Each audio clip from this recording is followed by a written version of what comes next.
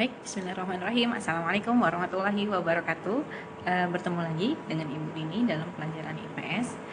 Oke, untuk kali ini kita awali dulu belajar kita hari ini dengan melafazkan basmalah.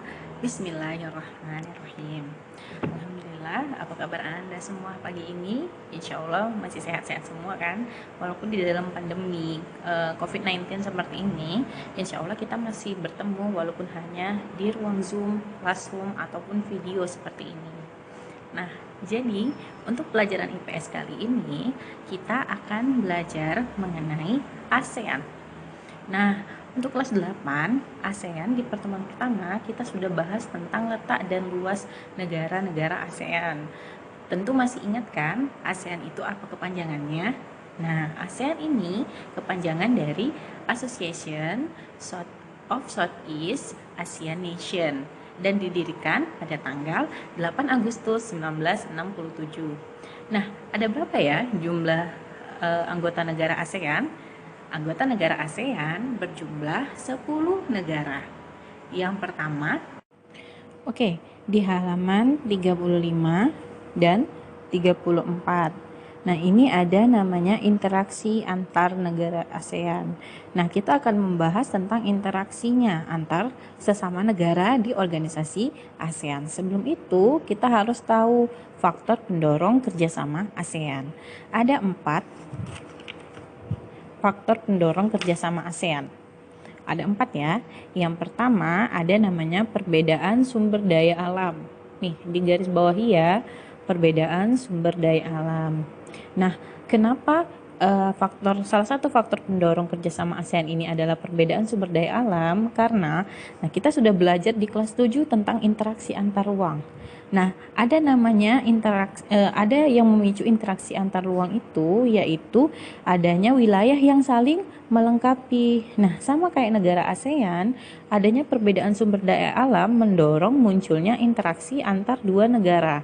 Misalnya, Indonesia mengimpor beras dari Thailand dan Vietnam. Adapun Thailand mengimpor komoditas kayu dan Vietnam mengimpor produk otomotif dari Indonesia. Nah, maka mereka akan saling melengkapi karena adanya perbedaan sumber daya alam seperti itu. Nah, yang kedua itu perbedaan wilayah.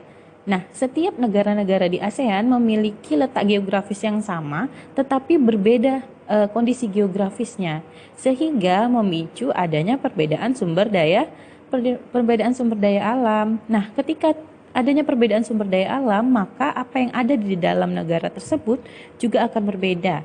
Misalnya nih, perbedaan barang tambang, hasil perkebunan, dan potensi wisata alam. Seperti itu. Misalnya di Indonesia. Misalnya di Indonesia itu banyak barang tambang seperti batu bara, terus emas, seperti itu. Nah, belum tentu di Thailand itu ada yang seperti itu. Nah, sehingga perbedaan wilayah inilah yang memicu adanya kerjasama. Nah, yang ketiga adalah perbedaan atau perkembangan teknologi. Seperti yang antum ketahui, teknologi yang paling maju di Asia Tenggara itu adalah di negara Singapura. Nah, misalnya Indonesia membeli bahan bakar minyak dari Singapura, Indonesia membeli BBM dari Singapura yang tidak memiliki ladang minyak karena Singapura memiliki teknologi dalam pengelolaan minyak. Nah, sedangkan Singapura itu kan negara kecil, negara bisnis. Yang punya minyaknya itu Indonesia, tetapi yang mengolahnya itu adalah Singapura. Nanti Singapura lah yang menjual lagi ke Indonesia. Seperti itu. Karena perbedaan perkembangan teknologinya. Indonesia tidak punya mesin atau alat untuk mengolah bahan bakar minyak. Sedangkan Singapura punya. Sehingga mereka saling bekerja sama. Seperti itu. Yang keempat adalah perbedaan budaya. Nah, perbedaan budaya ini sangat mencolok. Misalnya, antara Indonesia dan Malaysia saja. Budayanya sama-sama Melayu, tetapi bahasanya bahasa yang berbeda. Misalnya, Brunei Darussalam juga dengan Malaysia, sama-sama Melayu, tetapi etnisnya juga berbeda. Seperti itu. Nah, persamaan ini juga mendorong adanya kerjasama dalam rangka melestarikan budaya Melayu. Misalnya, negara-negara Melayu ini, Indonesia, Malaysia, Singapura, dan Brunei Darussalam melakukan kerjasama untuk mempromosikan budaya Melayu melalui pentas seni atau melalui expo-expo seperti itu. Nah, ini memicu adanya kerjasama di antara negara Indonesia, Malaysia, Singapura, dan Brunei Darussalam. Oke, sekian belajar kita untuk hari ini. Jika ada pertanyaan, kita lanjut di Google Classroom ya. Terima kasih atas waktunya. Wassalamualaikum warahmatullahi wabarakatuh.